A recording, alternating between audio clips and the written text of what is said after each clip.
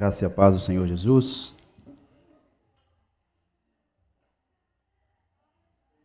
Nós vamos agora para a pregação da palavra do Senhor. E pedir que você pegasse a sua Bíblia aí comigo e abrisse lá em 1 Coríntios capítulo 9. 1 Coríntios capítulo 9. Hoje nós leremos a partir do verso 15 até os versos 18. 1 aos Coríntios, capítulo 9, versículos 14 a 18.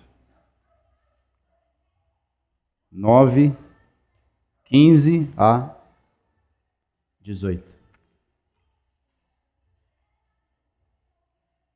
Se você achou, coloque-se de pé aí, vamos fazer a leitura do nosso texto. Diz assim a palavra do Senhor: Eu, porém, não me tenho servido de nenhuma destas coisas, e não escrevo isto para que assim se faça comigo. Porque melhor me fora morrer antes que alguém me anule esta glória. Se anuncio o Evangelho, não tenho de que me gloriar, pois sobre mim pesa essa obrigação, porque ai de mim se não pregar o Evangelho. Se o faço de livre vontade, tenho galardão. Mas, se constrangido, é então a responsabilidade de despenseiro que me está confiada. Neste caso, qual é o meu galardão? É que, evangelizando, proponha de graça o Evangelho, para não me valer do direito que ele me dá. Vamos orar?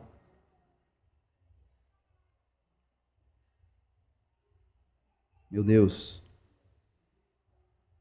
no poder do Teu Espírito, mas em amor, graça e misericórdia. Assim me dirijo a Ti nesta noite, em nome de Jesus. Podeis assentar? Nós daremos continuidade à nossa série na carta de Paulo aos Coríntios. Essa é a segunda parte da pregação que nós começamos no domingo passado,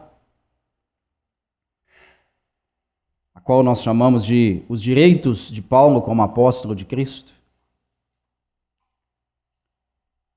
E nós falamos que no capítulo 8, o apóstolo Paulo corrige a questão do mau uso da liberdade. Os que acreditavam que a carne sacrificada ao ídolo não tinha nada a ver, porque o ídolo nada era, eles se esbaldavam comendo carne sacrificada ao ídolo, porque eles achavam que eram livres para fazer isso. Do outro lado, tínhamos um grupo que ainda não estava num nível de conhecimento, numa maturidade, para entender isso. Como eu disse semana passada, o que é comum dentro da igreja, nós estamos em níveis diferentes de maturidade. E esses dois grupos começaram a ter problemas.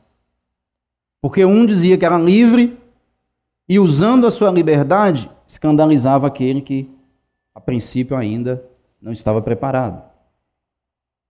Então, Paulo estabelece o seguinte princípio: quando a minha liberdade ela escandaliza ou ela ofende o meu irmão, eu preciso abrir mão da minha liberdade e deixar que prevaleça o amor. Esse é o princípio que ele estabelece no capítulo 8, que o pastor pregou para a gente. Entramos no capítulo 9, semana passada, dizendo que o capítulo 9 é uma conexão com o capítulo 8, porque o apóstolo Paulo, no capítulo 8, ele deu o princípio. No capítulo 9, ele está mostrando para a igreja o seu próprio exemplo como apóstolo, dizendo que ele não somente ensinou aquele princípio, mas que ele estava o quê? Aplicando aquele princípio à vida dele mesmo. Então, como eu disse, Paulo, eu disse semana passada, era o tipo de mestre, o tipo de pastor que vivia aquilo que pregava, que vivia aquilo que ensinava. Era esse tipo de pastor e mestre que Paulo era. E aí ele estabeleceu, dos versículos de 1 até 14, as suas credenciais de apóstolo, no versículo 1 até o 3. Ele afirmou para a igreja que ele era um apóstolo de Jesus Cristo credenciado. E ele fez isso exatamente para mostrar para a igreja em Corinto que ele, como apóstolo de Jesus Cristo credenciado, ele tinha direitos como apóstolo. E basicamente, qual o direito que ele tinha, que nós falamos? Ele tinha o direito de ser sustentado pela igreja de Corinto. Paulo, como apóstolo de Jesus Cristo, assim como os outros apóstolos, inclusive o apóstolo Paulo disse, no texto que nós falamos semana passada, que os demais apóstolos, por exemplo, se você olhar comigo no versículo 3, ele diz assim: a minha defesa perante os que me interpelam é esta: não temos nós o direito de comer e beber, e também o de fazer-nos acompanhar de uma mulher irmã, como fazem os demais apóstolos? Dá-se a entender que os demais apóstolos eram sustentados pelas igrejas a quem ele serviu. E Paulo, então, apresenta para a igreja em Corinto que ele, como um apóstolo, também credenciado assim como os outros, ele também tinha aquele direito. E aí nós falamos que a igreja, ela precisa estar atenta para esse dever que ela tem de sustentar o ministério de pastores, evangelistas, missionários, mestres. Nós falamos que a igreja tem o dever, uns para ir até a linha de frente, outros têm o dever de ficar na retaguarda, provendo para aqueles que estão na linha de frente. Isso é um dever da igreja. Se Paulo, como apóstolo, tinha direitos, a igreja, como uma igreja bíblica e séria, tinha o dever de sustentar o ministério dele. Então, Paulo estabeleceu que ele tinha direitos. A pergunta que nos vem à mente é: o que Paulo fez com esses direitos? É basicamente o que nós vamos ver hoje. O título que nós demos à pregação de hoje é Abrindo mão dos direitos por causa do Evangelho. Abrindo mão dos direitos por causa do Evangelho. Nós vivemos uma época, irmãos, onde todos recorrem aos seus direitos.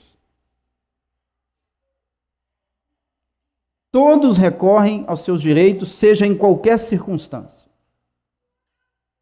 A pessoa fechou você na rua, se você tiver um problema com ela, você vai querer recorrer aos seus direitos. Uma pessoa te ofendeu, você vai querer recorrer aos seus direitos. Se o seu patrão te lesou de alguma forma, você vai querer recorrer aos seus direitos. Nós vivemos um momento onde todo mundo pensa o seguinte: eu tenho direito. Ah, mas eu tenho direito. As pessoas dizem assim: eu tenho direito de fazer isso ou aquilo sem dar explicação para ninguém. É um direito meu. Não tenho que dar explicação para ninguém. Eu tenho direito, eu tenho liberdade. Não importa se isso irá escandalizar ou ofender alguém. Eu tenho direitos. E se eu tenho direito, ponto final. Nós vivemos em uma cultura, em uma sociedade que tem o direito aqui na cabeça. Olha, eu quero meu direito, eu quero meu direito, eu quero meu direito. Não importa o que aconteça. Eu tenho o direito de fazer o que eu bem entendo. As pessoas que pensam assim, elas também pensam que, quando elas simplesmente requerem seus direitos, elas estão exercendo a liberdade que elas têm e o direito que elas têm. Não, quando eu estou requerendo aquilo que me é de direito, eu sou livre para requerer os meus direitos. Eu sou livre para isso. Nós agimos assim, irmãos, porque nós agimos com base no seguinte princípio. A nossa mentalidade, a nossa cultura o momento que nós vivemos, a sociedade que vivemos, ela forma na nossa cabeça alguns princípios. Nós somos seres influenciáveis. Nós somos pessoas que, infelizmente, o que está lá fora na sociedade influencia a maneira que nós pensamos, a maneira como agimos, a maneira como vestimos. Por exemplo, por que ninguém aqui está usando cabelo Black Power? Com salto plataforma e calça boca de sino. Você está usando? Mas o salto plataforma não está, não. Então, agora, até apertou aqui, pastor. Mas, pelo menos, cabelo Black Power você não está usando. O que eu estou querendo dizer com isso? Se você fizer uma leitura, anos vêm, anos vão. A maneira como as pessoas conversam muda. A maneira como as pessoas se vestem muda. O que as pessoas gostam muda. Tudo muda. Por quê? Porque nós somos pessoas que são influenciadas pela sociedade à nossa volta.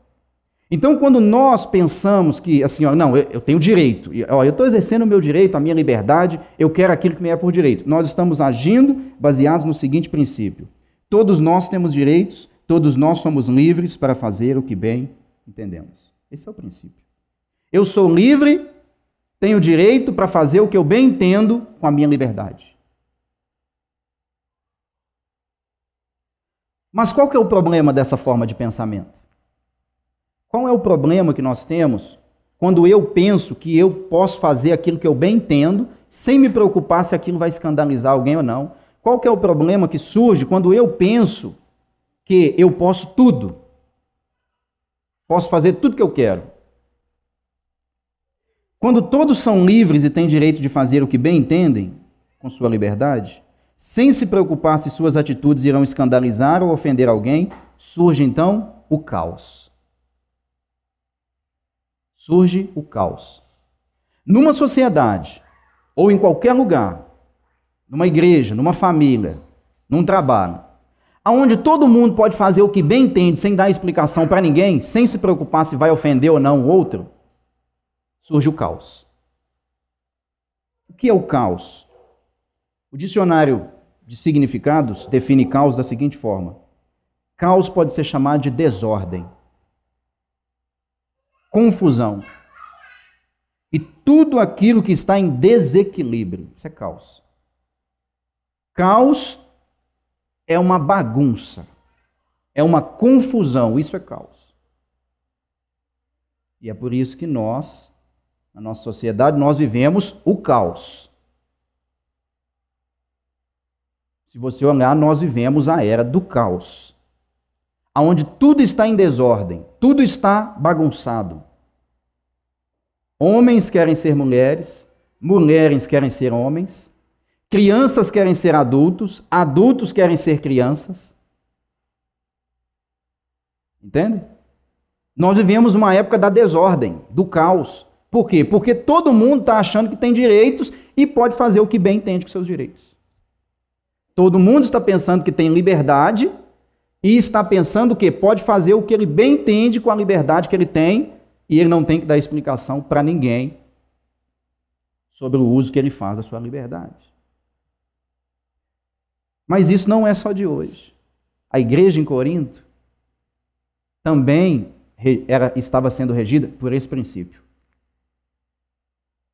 Eu sou livre, eu faço o que bem entendo, e o irmão que fica escandalizado, que evolua e chegue no meu nível. A igreja em Corinto estava experimentando o caos. O caos. E como que esse caos se manifestava dentro daquela igreja? Quando uns pensavam que podiam agir de qualquer forma, comer qualquer coisa, viver de qualquer maneira sem pensar se suas atitudes seriam motivo de escândalo para os outros. Estavam dizendo, eu posso comer o que eu quero, posso beber o que eu quero, posso falar o que eu quero, posso vestir o que eu quero. E como eu disse, estou simplesmente exercendo o meu direito. O irmão que se escandalizar com o meu uso da liberdade, ele que trate de evoluir na fé e chegar no meu nível. Percebe o desequilíbrio que estava causando?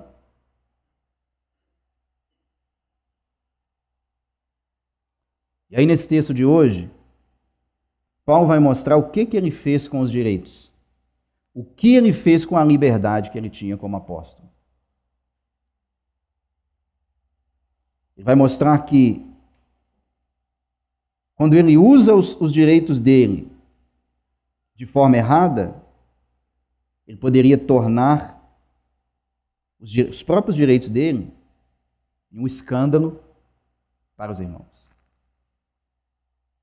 Basicamente, o que Paulo vai tratar nesses 3 versículos que nós vamos ler hoje é o seguinte: a maior virtude de um cristão, guarda isso, a maior virtude de um cristão está não no fato de ele ter seus direitos garantidos. Olha, a maior virtude de um cristão não está no fato dele ter todos os seus direitos garantidos, mas sim na disposição que esse cristão tem de abrir mão de seus direitos para que o evangelho avance. Então, olha o que Paulo vai nos ensinar nesse texto. Que a maior virtude, o maior valor que um cristão pode ter, não é os direitos que ele tem como cristão, mas até que ponto ele está disposto a abrir mão dos seus próprios direitos para que o evangelho avance. Para que o evangelho avance. No versículo 15, olha comigo o que ele diz no versículo 15. Ele começa o versículo 15 dizendo assim: eu, porém. Eu disse a vocês que do versículo 1 até o versículo 14, ele disse: eu tenho direito, eu tenho direito, eu tenho direito, eu tenho direito, um apóstolo tem direito, um apóstolo tem direito, um apóstolo tem direito. Foi isso que ele disse para a gente na semana passada. E eu até falei: olha, você precisa vir nesse domingo hoje para você não ficar perdido e achar que eu estava aqui no púlpito dizendo que vocês teriam que pôr um salário para mim e para o pastor Marco. Embora nós tenhamos direitos. Ok? Mas hoje nós vamos... Quem pegou a pregação na primeira parte e nessa segunda vai entender que não é isso que nós estamos dizendo. No versículo 15, o apóstolo Paulo começa dizendo: eu, porém... Ele põe um contraponto. Ele disse anteriormente: eu tenho direito, porém... não me tenho servido de nenhuma destas coisas. Quais coisas? O direito de ser sustentado pela igreja. O direito de receber um salário da igreja. Eu não tenho me servido de nenhuma dessas coisas. A palavra servido aí é usado, em outras palavras, irmãos, em Corinto, eu não tenho usado dos meus direitos como apóstolo no meio de vocês. E ele diz algo mais, ele diz ainda assim: e não escrevo isto para que assim se faça comigo. Paulo já se antecipa, dizendo assim: talvez vocês podem pensar que eu estou escrevendo que eu como apóstolo tenho direitos, e talvez vocês possam começar a ler essa carta, e pensar assim: Paulo vai mais adiante nos pedir dinheiro. Mas ele diz no versículo 15: não escrevo isto para que assim se faça comigo. Eu não estou escrevendo para que vocês me dêem dinheiro. Não estou escrevendo isso para falar que vocês me devem, para falar que vocês têm que me pagar, para falar que vocês têm que me sustentar, assim como as outras igrejas estão sustentando os outros apóstolos. Então ele diz que em nenhum momento ele tem usado do seu direito, e em nenhum momento ele tem a intenção de escrever aos coríntios para que eles, o quê? Sejam obrigados a sustentar o seu ministério. E por que ele diz isso? Finalzinho do versículo 15 ele diz assim: porque melhor me fora morrer antes que alguém me anule esta glória. Qual glória? A glória de não receber por aquilo que ele faz, de não receber para exercer seu ministério. Paulo se gloriava no fato de não receber nenhum centavo para pregar o evangelho. Eu disse semana passada, irmãos, e eu sempre vou dizer isso, e eu tenho essa convicção comigo muito clara, que os falsos apóstolos e os falsos mestres, lá do passado e também do presente, que hoje eu acredito que tem muito mais do que no passado, eles são falsos apóstolos, são obreiros fraudulentos, falsos pastores que vivem o quê? Querendo a lã das ovelhas. Eu disse semana passada que esses homens me enojam. Esses homens me enojam. Sabe por que eles me enojam? Porque eles vendem aquilo que deveria ser dado de graça. O que você pensaria de mim se eu fosse lá no posto de saúde, pegasse um tanto de remédio que eles dão de graça e levasse até você e vendesse para você? Eu seria um salafrário, um usurpador, um ladrão, ou me perdoe a expressão, um sem vergonha. Porque eu estou vendendo aquilo que deveria ser dado de graça. Paulo está dizendo, termina dizendo no versículo 15, melhor me seria morrer antes que alguém me anule esta glória. Em outras palavras, eu prefiro morrer do que ter que exigir meus direitos de vocês. Seria melhor que eu morresse do que permitir que meus direitos se tornem motivo de escândalo para o evangelho. Ou se você preferir, entre exigir meus direitos e ser motivo de ofensa aos meus irmãos, é a morte ainda melhor. Olha um homem que está disposto o quê? É melhor para mim morrer.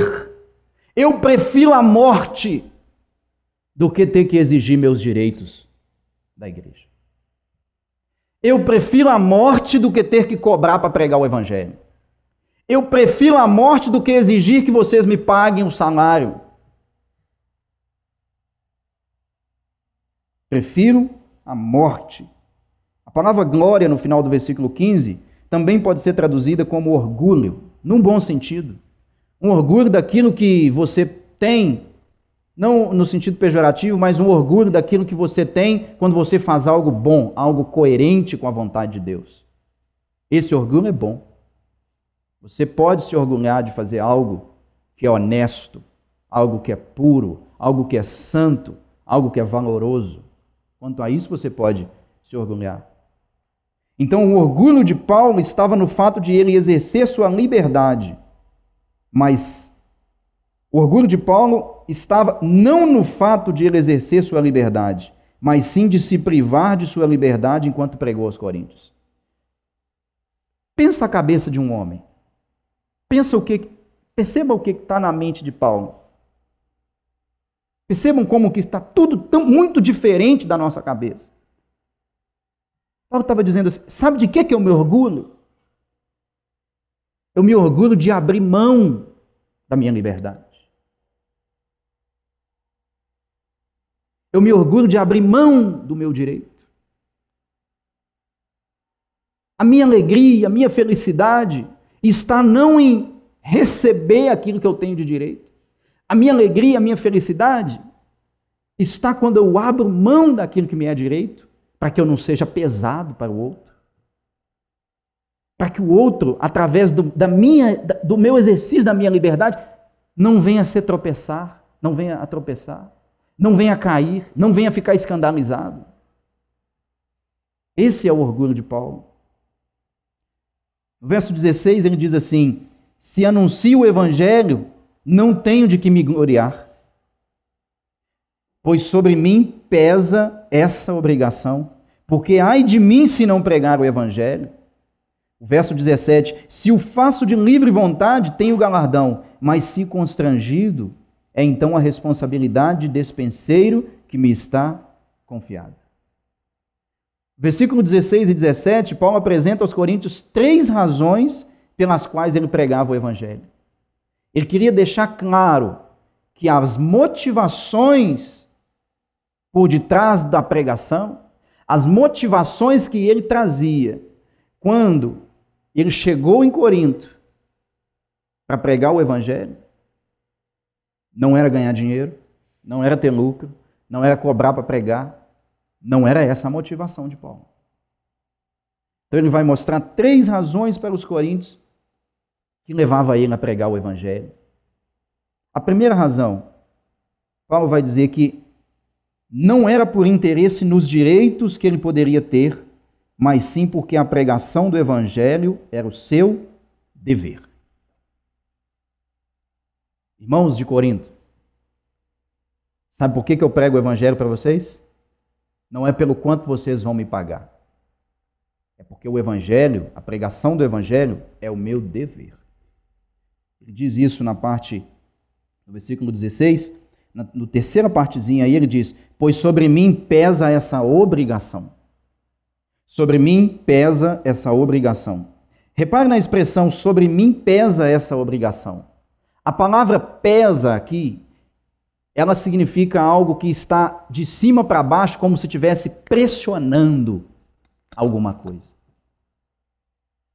Paulo está dizendo assim, irmãos, eu prego o evangelho porque tem algo que me motiva e que me leva a pregar o evangelho. Algo que me constrange. Algo que queima dentro de mim e que me leva a pregar o evangelho. Ele mostra para a igreja em Corinto que o foco que ele tinha era nos deveres e não nos direitos. O foco de Paulo como apóstolo de Jesus Cristo não era nos direitos que tinha. Ele focava nos deveres que ele havia recebido quando Cristo o chamou para ser apóstolo. O que levou Paulo a pregar aos coríntios não foi o quanto eles poderiam pagar. Não foi. Não foi o quanto eles poderiam pagar, mas o dever que ele tinha como apóstolo de Jesus Cristo. Deixa eu te fazer uma pergunta.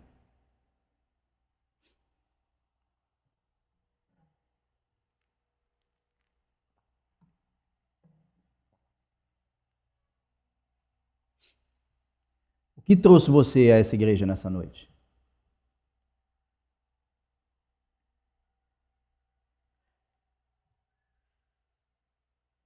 O que você está buscando de Deus? O que você espera de Deus? Por que você é um cristão? Por quê?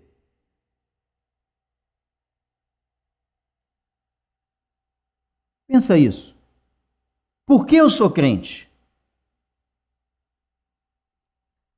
Ou talvez, para que eu sou crente? Por que eu vim aqui hoje? Para que eu vim aqui hoje?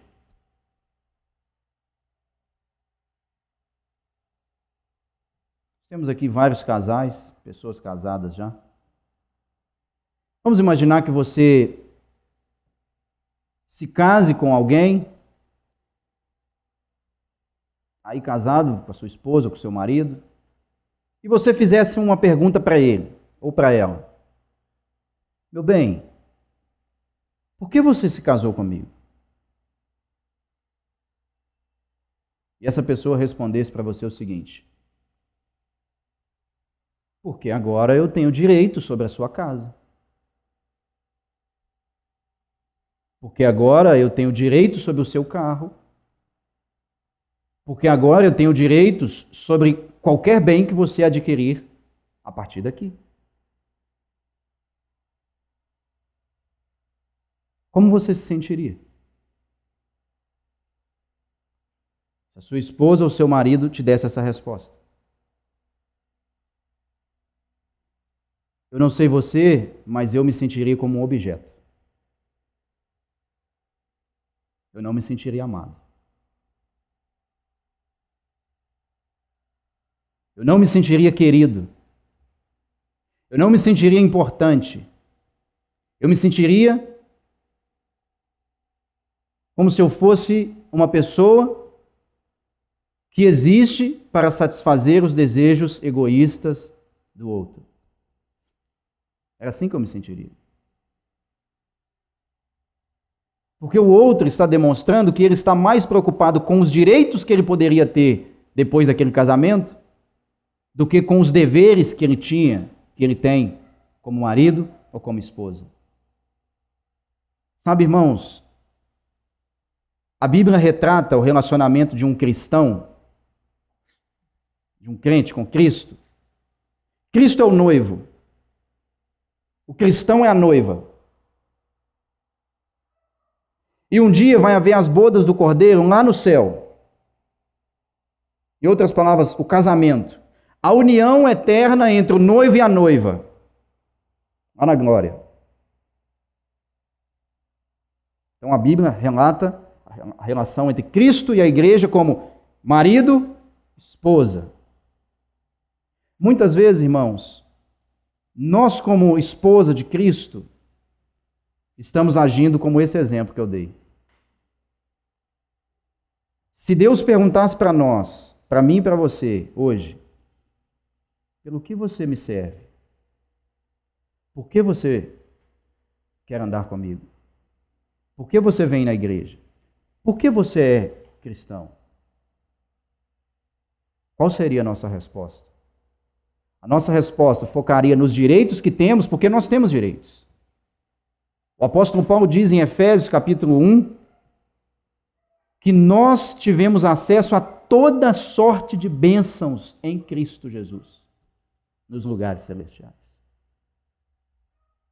Paulo diz que Deus nos enriqueceu com toda sorte de bênçãos espirituais nas regiões celestiais em Cristo. Nós temos vários direitos como cristãos. Mas por que nós servimos a Deus? Por quê?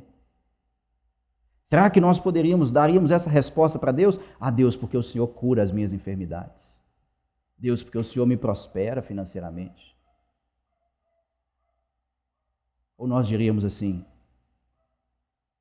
porque não tem nenhum outro lugar para ir, Senhor. Eu te sigo, é porque só tu tens as palavras de vida eterna. Eu frequento a igreja porque só lá eu encontro a palavra que liberta. Senhor, é porque só na tua presença eu posso me derramar e quebrantar meu coração. Eu não quero saber de direitos. Deus, eu não quero saber quantos carros o Senhor pode me dar. Quantas bênçãos o Senhor pode me dar. Quantas curas o Senhor pode me dar. Quantos livramentos o Senhor pode me dar. Deus, eu quero saber da tua presença. Para onde iremos, Senhor, se só tu tens as palavras de vida eterna?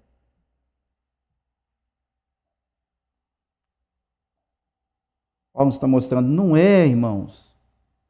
Eu não estou pregando para vocês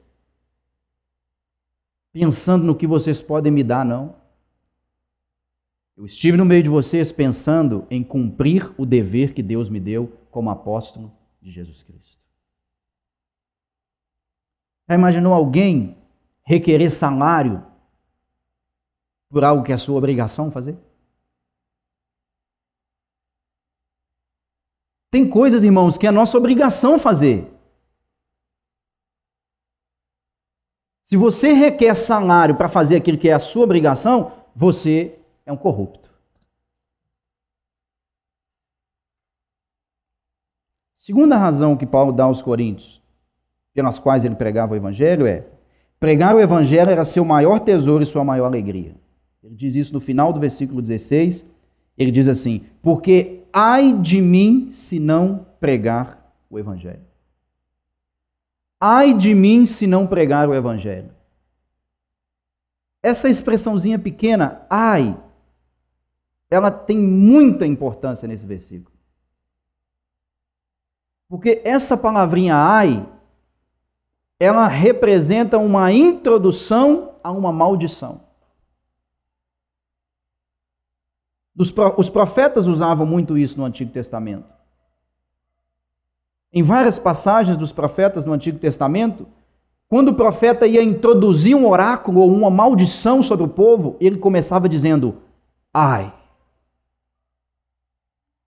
Quando Isaías teve a visão de Deus sentado e exaltado, o soberano Senhor dos exércitos, o rei de toda a terra, ele viu o El Shaddai, o Todo-Poderoso, o Deus soberano.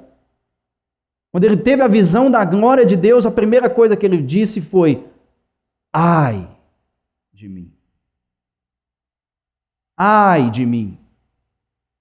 Ou seja, ele introduziu um oráculo de maldição sobre ele mesmo. É o que Paulo está fazendo aqui. Ai de mim se não pregar o evangelho, maldito eu seja se eu não cumprir o dever que Deus me colocou.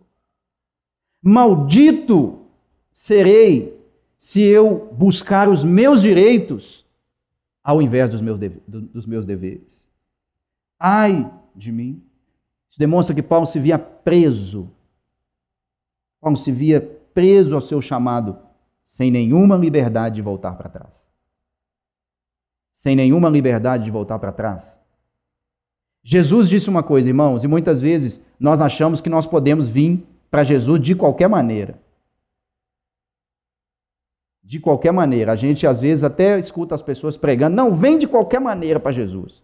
Mas Jesus deu um alerta interessante para aqueles que queriam vir para ele.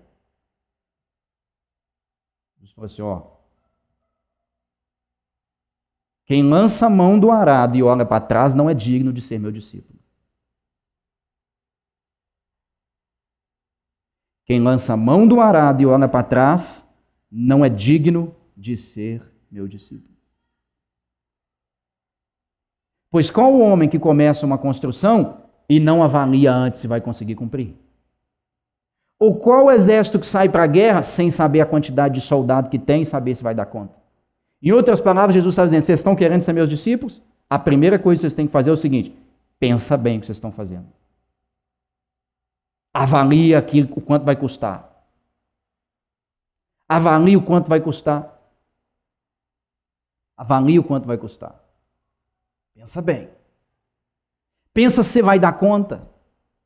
Pensa se quando você pôr a mão do arado, você não vai ter que ficar olhando para trás, pensando assim, o que eu fui fazer da minha vida? Por que eu não fiquei no mundo? Porque muitas vezes, irmãos, você sabe o que Cristo muitas vezes vai nos pedir?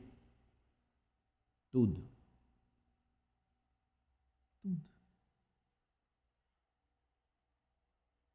Ah, você está falando meu carro, minha casa, os meus bens? Não. O tudo que eu estou dizendo, sabe qual que é? Seu coração. Porque dele procede as fontes da vida. Todo o teu coração. Amarás o Senhor teu Deus de toda a tua alma. Todo o teu entendimento. De todas as suas forças. Olha aí, Deus pedindo tudo. Tudo. Paulo se via preso ao seu chamado. Ai de mim se não pregar o evangelho. Ele se via incapacitado de retroceder.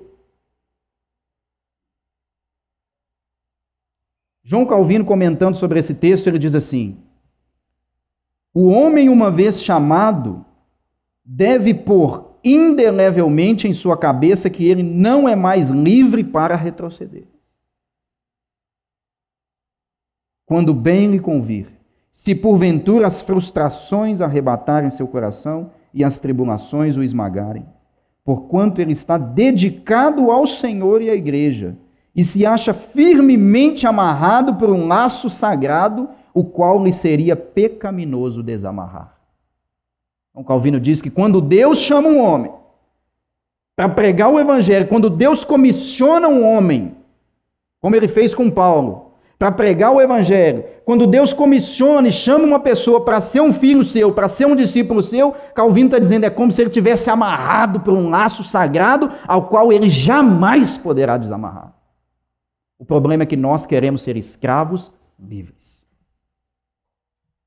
Escravos livres.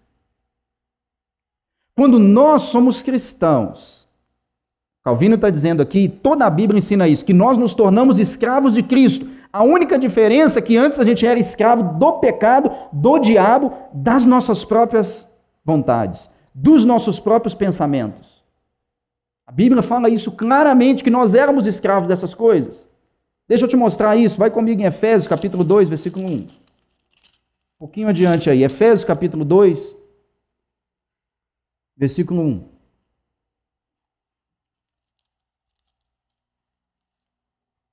Efésios capítulo 2, versículo 1. O apóstolo Paulo diz assim, olha: Ele vos deu vida estando vós mortos nos vossos delitos e pecados, nos quais andastes outrora. Nós estávamos mortos em nossos delitos e pecados, nos quais andávamos outrora. E o que demonstrava que a gente estava morto em pecado?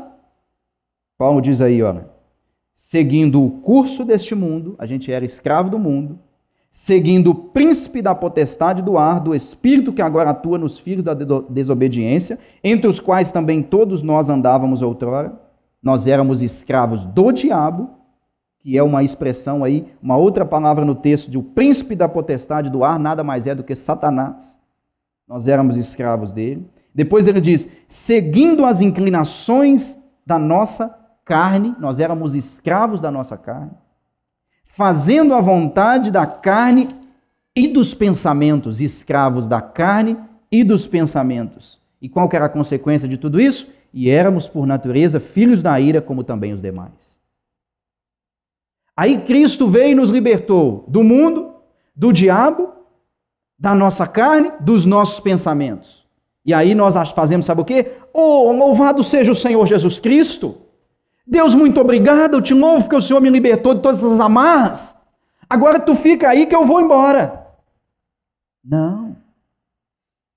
Jesus vira para essa pessoa e fala assim, peraí, meu filho, você não entendeu? Eu te livrei dessas coisas para que você seja o meu escravo. A diferença é que mudou o Senhor. Eu não gostaria de ser escravo do diabo. Mas escravo de um Senhor como Cristo, eu seria eternamente. Eternamente. Mas nós queremos ser escravos livres. E aí nós nos tornamos, sabe o quê? Fugitivos. Fugitivos. Sabe o que acontecia com um escravo fugitivo na época do Novo Testamento? Um escravo que fugia do seu senhor, ele estava dizendo, não quero o ofício que o senhor tem para mim. Quero ir embora. Quando o Senhor pegava ele, o fugitivo, sabe o que era feito com ele? O Senhor o crucificava e o colocava bem diante dos outros escravos e colocava uma placa em cima, fugitivo. Para que os outros escravos pudessem ver o que aconteceu com eles e nem sequer tentassem fugir. Mas isso era lá na época do Novo Testamento, tem muito tempo, hein, irmão Rony? Vou te dar um exemplo como que isso funciona na nossa época. Quantos irmãos já estiveram nessa igreja ou em outra igreja que você conhece, que fugiu do caminho do Senhor, e hoje ele está comendo o pão que o diabo amassou? Está comendo o pão que o diabo amassou. Em outras palavras, está crucificado. E a vida dele grita para nós toda hora, esse é um fugitivo. E nós deveríamos olhar para essas pessoas que estão fora do Evangelho, que um dia estiveram conosco, e entender que elas o quê? São fugitivas, estão comendo o pão que o diabo amassou. Mas a gente não, a gente quer. A gente devia olhar para elas e pensar assim, misericórdia. Não posso sair da igreja, não posso deixar Cristo. Deixar Cristo, não tem como. Ai de mim se eu abandonar Cristo. A vida dessas pessoas deveriam dizer isso para a gente. Mas a gente olha para as vidas delas e fala assim, elas saíram da igreja, estão melhores que a gente, aí. Paulo se via preso ao seu chamado, um escravo de Jesus Cristo. Paulo não se via livre, no sentido de, eu posso fazer o que eu bem entendo. Jesus vai entender. Jesus vai entender. A terceira razão que Paulo diz é que o que levou ele a pregar na igreja em Corinto foi a responsabilidade como despenseiro. E essa responsabilidade pesava mais do que seus direitos. Paulo estava dizendo para a igreja em Corinto assim: eu, como cristão, entendo que eu tenho direitos, mas também tenho responsabilidades. Também tenho responsabilidades. Como um cristão, eu tenho responsabilidade de cristão. Eu não posso querer ser um cristão sem andar, trazer junto comigo as responsabilidades que um cristão tem. Está dizendo, quando eu vim pregar a vocês, eu vim por causa da responsabilidade de dispenseiro e não por causa dos direitos que o meu apostolado me dava. Essa palavra despenseiro, ela significa literalmente um mordomo. Em outras palavras, o despenseiro naquela época era aquele que cuidava da dispensa. E ele tinha o quê? O papel de oferecer o alimento e cuidar da dieta das pessoas da casa. Paulo então está dizendo, sabe o que pesa sobre mim? A responsabilidade de um dispenseiro, de um mordomo. Essa palavra refere-se à responsabilidade de administrar uma casa. Paulo usa esse termo para dizer que Deus lhe confiou uma responsabilidade a qual ele deve ser fiel, quer se beneficie dele materialmente ou não. Essa responsabilidade de dispenseiro era qual? Proclamar o evangelho e compartilhar suas bênçãos. Quer receba por isso, quer não receba. O despenseiro, irmãos, ele tinha que cuidar da dispensa e exercer a sua responsabilidade como despenseiro da casa, quer ele ganhasse por aquilo, quer não. Ele não podia falar assim, já que eu não estou recebendo, então eu vou oferecer qualquer alimento. Infelizmente está cheio de pastores assim. Já que eu não tenho salário, então eu prego um sermãozinho mais ou menos, e os irmãos vão entender. Mas também tem o outro lado. Também tem igrejas que pagam salário e acham que tem o direito de mandar na comida que o dispenseiro vai servir. Aí está errado. Está errado o líder que prega bobagem, que esvazia o evangelho e a grandiosidade da graça de Cristo, porque ele não recebe para isso. Também está errado a igreja que, pagando o pastor, acha que tem direito de mandar na palavra que ele vai pregar.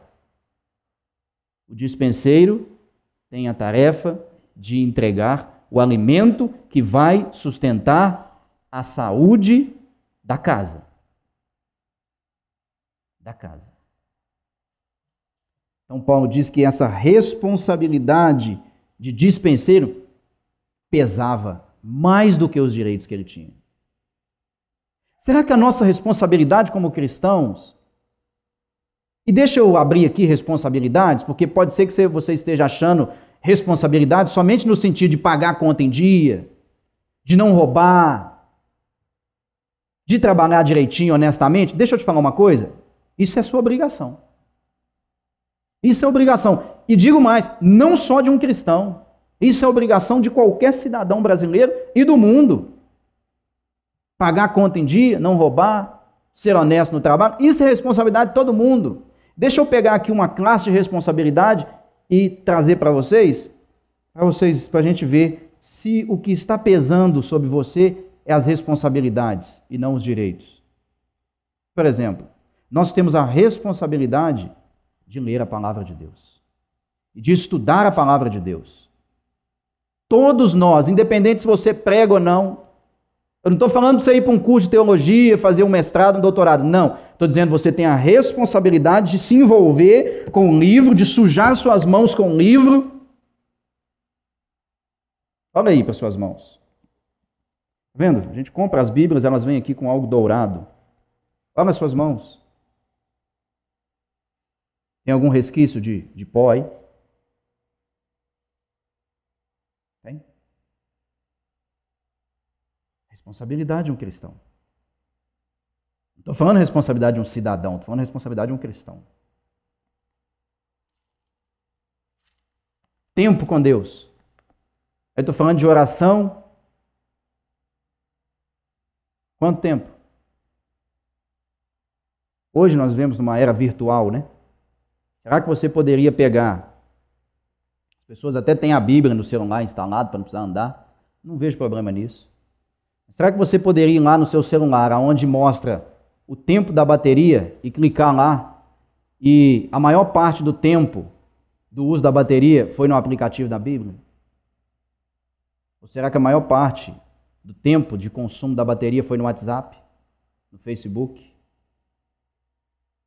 na internet, falando e-mail? Irmãos, eu estou falando isso aqui não é para criticar vocês, entende? Eu sou assim também, igual vocês. Eu sou assim. Se vocês pegarem o meu celular ali, eu tenho certeza que o meu celular vai estar com mais bateria consumida com todas essas coisas que eu disse do que com o aplicativo da Bíblia. Eu me coloco nessa com vocês, entende? Porque a mesma responsabilidade que está sobre os irmãos está sobre mim.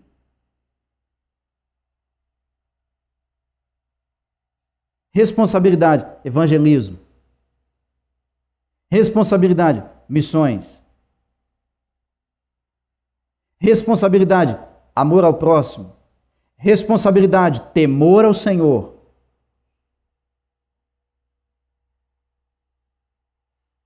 Irmãos, as pessoas às vezes dizem assim: não, você não pode julgar, nós não podemos julgar ninguém.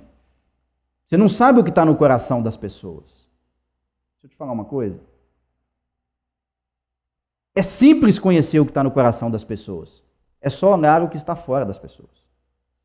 Jesus disse isso: pelo fruto conhecereis a árvore. Uma mulher crente, que se veste com roupas curtas, que sai mostrando o seu corpo, o que está no coração dela?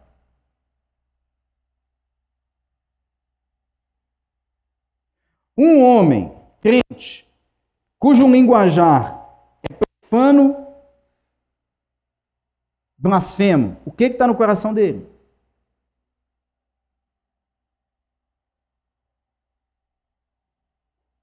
Responsabilidade de cristão: passar tempo com Deus, abrindo a janela do coração e falando: olha o que está aqui dentro. Olha o que está aqui, Deus. Será que pesa sobre as nossas vidas a responsabilidade muito mais do que os direitos? As nossas orações: Deus me dá, Deus eu preciso, Deus eu quero. Direitos, não responsabilidades. Direitos, não responsabilidades. Verso 17, verso 18, olha o que Paulo diz: neste caso, qual é o meu galardão? Ou seja, ele faz uma pergunta no versículo 18 assim: peraí, já que eu tenho o direito de pregar e receber, mas eu abri mão do meu direito, eu não quero receber, já que eu abri mão do meu salário,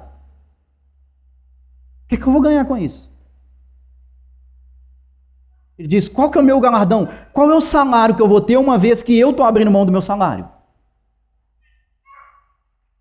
Ele diz assim, e ele responde essa mesma pergunta no final do verso 18, ele diz assim, vou voltar no versículo 18, ele faz a pergunta: neste caso, qual é o meu galardão? Ou seja, qual que é o salário que eu vou receber? Eu abri mão do meu salário. Qual que vai ser o meu salário? Ele mesmo responde: é que evangelizando, proponha de graça o evangelho, para não me valer do direito que ele me dá. O meu salário é que evangelizando, proponha de graça o evangelho. Por que eu tenho que oferecer o evangelho de graça para as pessoas? Por que eu tenho que pregar de graça para as pessoas? Por que eu não posso exigir o meu direito de apóstolo de vocês, Coríntios? Para não me valer do direito que o evangelho me dá. A tradução Bíblia Viva traduz esse versículo de uma forma interessante. Eu trouxe aqui, eu queria ler para você. Olha como que a tradução Bíblia Viva diz: neste caso, qual é o meu pagamento? E ele diz o seguinte: o meu pagamento é a alegria especial que eu tenho ao pregar as boas novas sem despesas nenhuma para ninguém e nunca exigir os meus direitos. Ei, igreja em Corinto, qual é o direito? Qual é o meu salário, uma vez que eu abri mão do meu salário? O meu salário, sabe qual que é? Ele diz assim, eu vou parafrasear aqui para vocês. Considero que a minha recompensa está no fato de eu não estar preso ou ter me tornado escravo dos meus direitos. Sabe qual que é o salário de Paulo? Não estar sendo escravizado pelos seus próprios direitos. Muitas vezes nós estamos sendo escravizados pelos nossos próprios direitos. Não, eu posso, eu tenho que fazer, eu sou livre para fazer. E aí naquele desejo de você pode, você tem direito, você se torna tão eufórico com aquilo, tão bitolado naquilo que você vai fazendo, quero meu direito, eu tenho meu direito, eu exijo meu direito, você se torna escravo do seu próprio direito. Escravo da sua própria liberdade. Então Paulo diz que eu considero que a minha recompensa está no fato de eu não estar preso ou ter me tornado escravo dos meus direitos. A minha verdadeira recompensa é ter a liberdade. Olha, o que é a recompensa de Paulo?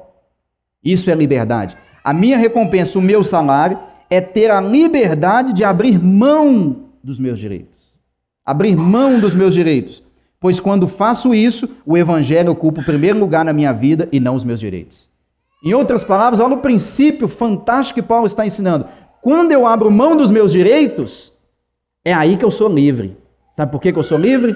Porque aí o que está ocupando o primeiro lugar na minha vida não é os meus direitos, mas o reino de Cristo Jesus. Eu não estou preocupado aqui com o direito que eu tenho como apóstolo. A minha preocupação aqui é como que o reino pode avançar. Como que eu posso me comportar? Como que eu posso usar a minha liberdade para que o reino de Cristo avance? Porque se os meus direitos eles se tornam um empecilho para o avanço do reino, peraí, tem alguma coisa errada. Se Deus, e o próprio Deus, me deu o direito de ser sustentado pela igreja, de ser um apóstolo, e esse meu direito, quando eu uso desse direito, dessa liberdade, isso se torna pedra de tropeço para outros irmãos, espera aí, então tem que abrir mão desse direito. Tem alguma coisa errada. Então Paulo diz, sabe qual que é o meu salário, irmãos? Ser livre da exigência dos meus direitos. Quais direitos nós temos? Eu disse aqui, nós temos alguns direitos que Cristo nos permitiu. Mas esses direitos, irmãos, não pertencem a gente porque nós compramos esses direitos. Não. Nós temos direito, mas é porque Cristo morreu por nós, entende? Então nós vamos o quê? Vamos pensar assim no vácuo de Cristo, entende? Eu só tenho direito porque Cristo morreu por mim.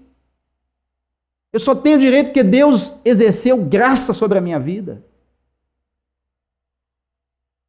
Quando o meu direito se torna um escândalo para o irmão, quando o uso da minha liberdade escandaliza o meu irmão, se torna uma barreira para que o evangelho avance, tem que abrir mão do meu direito. E quem insiste em seus direitos,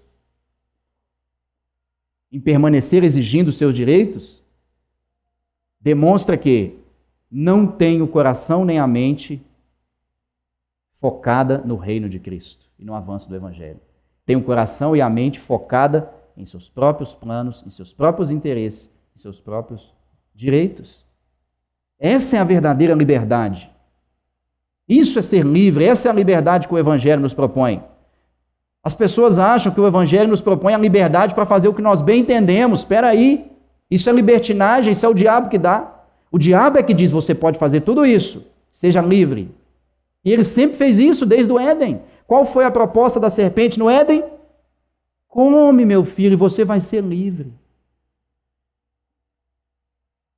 Come, você vai ser livre. Essa liberdade que você pode fazer tudo quanto é coisa que você quiser, tudo que você imaginar, você pode se vestir do jeito que você quer, você pode andar com quem você quiser, você pode comer o que você quiser, você pode beber o que você quiser, você pode fazer o que bem entende com a sua vida.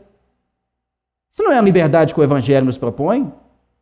Quem propõe essa liberdade é o diabo. A verdadeira liberdade que o evangelho nos propõe é quando eu posso abrir mão dos meus direitos e ainda ter alegria nisso. Pensa o que Paulo está ensinando para a gente nesse texto.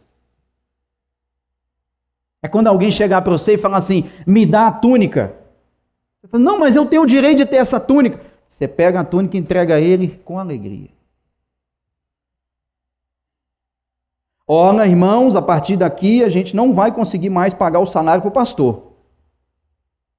O pastor, irmãos, eu entendo que a igreja não tem condição de pagar um salário, estou entendendo a situação financeira do país, da igreja, eu entendo, irmãos, eu sinto maior prazer, maior alegria em não receber mais da igreja. Faço isso com amor, coração aberto. Isso é liberdade. Essa é a liberdade que o Evangelho nos oferece. E é esse o princípio que Paulo está estabelecendo na igreja em Corinto. Irmãos, quando eu tenho direito e os meus direitos, ou a minha liberdade, ela se torna um empecilho para que o Evangelho avance, o que tem que acontecer? Eu tenho que abrir mão dos meus direitos. Foi isso que ele fez. Eu tinha direito de receber de vocês e de ser sustentado por vocês. Porém, sabe o que eu fiz? Abri mão do meu direito. Ao invés de vocês me pagarem o salário para que eu ficasse o tempo todo pregando, sabe o que eu fiz? Eu trabalhei para o meu sustento. Eu não exigi os meus direitos de vocês. Porque eu não quis que isso fosse pesado para vocês. Eu não quis que isso se tornasse um escândalo para vocês. Eu não quis que isso se tornasse uma brecha e um empecilho para o Evangelho. Ele diz isso no versículo 12. Olha aí o versículo 12, o que ele diz. Verso 12, ele diz assim, a parte B do verso 12, ele diz, entretanto, não usamos desse direito, antes suportamos tudo para não criarmos qualquer obstáculo ao Evangelho de Cristo. Eu não usei do direito, para quê? Para que não colocasse nenhum obstáculo para o Evangelho. Os falsos mestres, irmãos, quando eles estão aí andando de carro zero, mansões, BMW, esse tanto de coisas aí, prosperidades aí, eles estão colocando um empecilho para o Evangelho, sabe por quê? Porque as pessoas que levam o Evangelho a sério, quando elas chegam para evangelizar uma pessoa, sabe o que as pessoas pensam? Ah, você é crente? Ih, você vai pedir dinheiro. Não vou na igreja evangélica, porque evangélica é tudo ladrão, pastor, tudo pede dinheiro. Eles estão colocando o quê? Um empecilho para o Evangelho avançar, vocês estão entendendo? Então Paulo falou assim, eu não exigi o meu direito porque eu não quero que as pessoas pensem que evangélico pede dinheiro para pregar. Eu não quero que as pessoas pensem isso.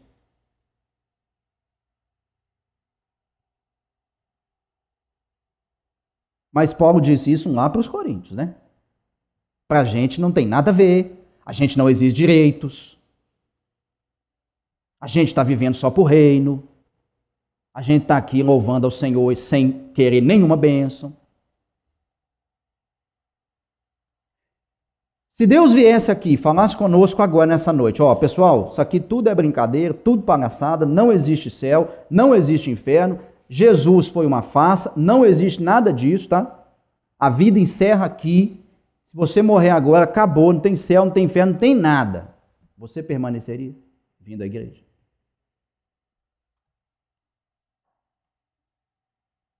Nós permaneceríamos vindo à igreja? Nós permaneceríamos temendo? Ou a gente ia sair, oh Deus, glória ao Senhor, a primeira coisa que eu faço é sair, sentar no boteco, e agora eu vou encher a cara na cachaça, porque não existe céu nem inferno. Agora eu vou sair por aí e vou transar com todo mundo, porque adultério não existe mesmo. Olha como que às vezes a gente está focado nos direitos, naquilo que Deus pode nos dar. Por que você serve a Deus? Porque eu tenho medo de ir para o inferno. A resposta certa deveria ser assim, porque Cristo está lá. Porque Deus está lá. Quero ir para o céu porque Cristo está lá. E eu passaria a eternidade inteira no inferno se Cristo estivesse lá.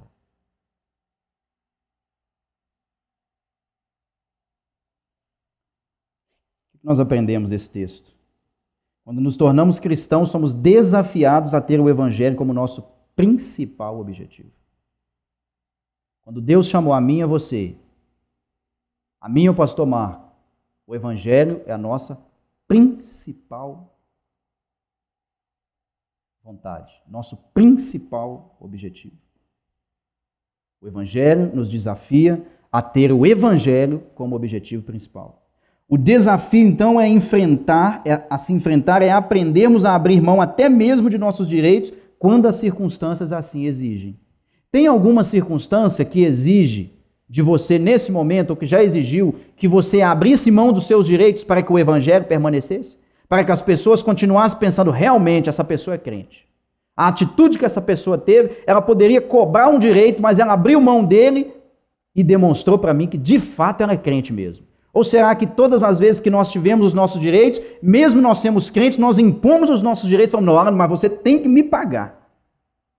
Não, mas você não é crente, a Bíblia não diz que tem que perdoar. Não, mas eu tenho direito de receber. Temos esse desafio para aprender a abrir mão dos nossos direitos por causa do Evangelho, quando as circunstâncias exigirem. Toda vez que estamos divididos entre brigar pelos nossos direitos e abrir mão deles por causa do Evangelho, o Evangelho deve prevalecer. Cristo deve prevalecer. Entre o meu direito e Cristo, Cristo permanece. Cristo prevalece. Em Lucas, capítulo 9, versículo 23, Jesus diz assim, se alguém quer vir após mim, a si mesmo se negue dia a dia. Tome a sua cruz e siga-me. Sabe essa expressão, a si mesmo? Negue-se a si mesmo. Essa expressão significa literalmente assim, esqueça de você. Olha, Jesus está colocando uma condição para ser discípulo dele. Olha, irmãos, sabe qual que é a condição para vocês serem meus discípulos? Esqueçam de vocês. E Lucas faz questão de colocar dia a dia. Isso significa que tem que ser hoje, amanhã, depois da manhã, depois, e pro resto da vida. Esquece de você. Por que tem que esquecer de você? Porque a partir de agora tem algo que é muito mais importante do que você, tem algo que é muito mais importante do que seus planos, tem algo que é muito mais importante que as suas vontades. Cristo. O exemplo de Paulo é digno de ser seguido. Ora que Paulo era um dos maiores personagens do Novo Testamento. Tudo bem, irmão Rony, não concordo com a sua pregação, não estou nem aí para o que você disse. Siga Paulo, então. Escuta nada que eu estou dizendo aqui. Faça como o próprio apóstolo Paulo diz, sede meus imitadores, como eu sou de Cristo. Imite Paulo. Abra mão dos seus direitos em favor do Evangelho. Imite Paulo. Ele abriu mão dos seus direitos para não se tornar tropeço para o Evangelho. Colocar o meu direito ou a minha liberdade acima do Evangelho é desvalorizar a causa de Cristo e supervalorizar a nossa. Quando eu passo a exigir direitos da igreja, do irmão, eu estou desvalorizando a causa de Cristo e supervalorizando a minha causa.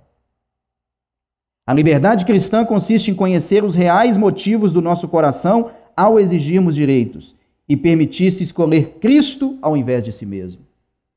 Qual que é a verdadeira liberdade? A verdadeira liberdade encontrada em Cristo consiste em conhecer os reais motivos do meu coração. Eu não estou dizendo que você simplesmente deve abrir mão dos seus direitos sem pensar, sem refletir. Não. Paulo não abriu mão simplesmente assim, quero receber. Não. Ele refletiu e chegou à conclusão, pode ser que se eu cobrar para pregar, isso seja o quê? Um empecilho para eles me ouvirem. Então, peraí, então vou abrir mão deles. Então reflita, quando você quiser, não, mas eu tenho direitos, peraí. Quando eu estou requerendo esse direito, o que está no meu coração? O que está me levando a exigir meu direito? Porque será que eu posso abrir mão desse direito? Será que eu agir exigindo meu direito vai escandalizar o outro?